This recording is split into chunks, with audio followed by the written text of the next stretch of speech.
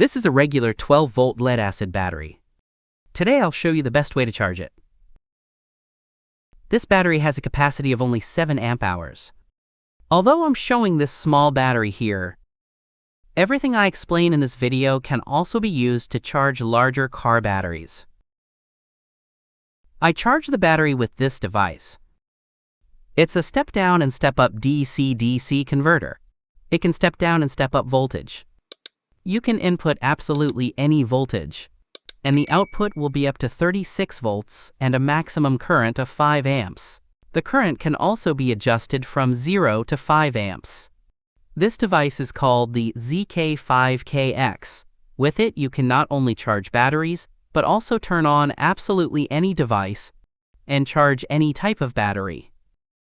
I've already released a detailed video review of this device on my channel. You'll find the link in the description. Here, I'll be charging the battery with a current of 100 milliamps, but the current can be increased significantly, up to 5 amps. I'll set the maximum battery voltage to 14.40 volts. I'm powering this converter from a 120-watt switching power supply. Its output is 12 volts with a maximum current of 10 amps. This power is just enough to operate the converter. First, I connect the converter wires to the battery.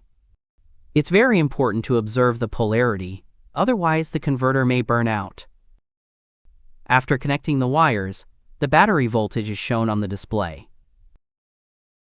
I press the encoder, and the converter output opens. The CC light on the device lights up. This indicates that the device is operating in constant current mode. The charging current is now 100 milliamps. The device displays not only the voltage and current, but also the ampere hours charged in the battery. So at the end of the charge, you can see the battery's capacity. Let's take a closer look. This displays the battery voltage. By pressing this button, I'll set the second line to display amperes, the charging current. By pressing the encoder, I open the converter output. And, as you can see, the charging current has become 100 milliamps. And here, the red LED lights up.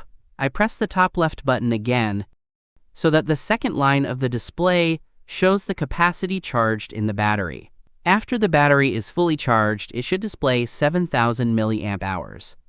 Naturally, a different battery will have a different capacity. That's all for today. Give it a like. Don't forget to subscribe to the channel if you haven't already. Ask questions in the comments if anything is unclear. Click the bell to stay up to date with new videos. And bye, everyone.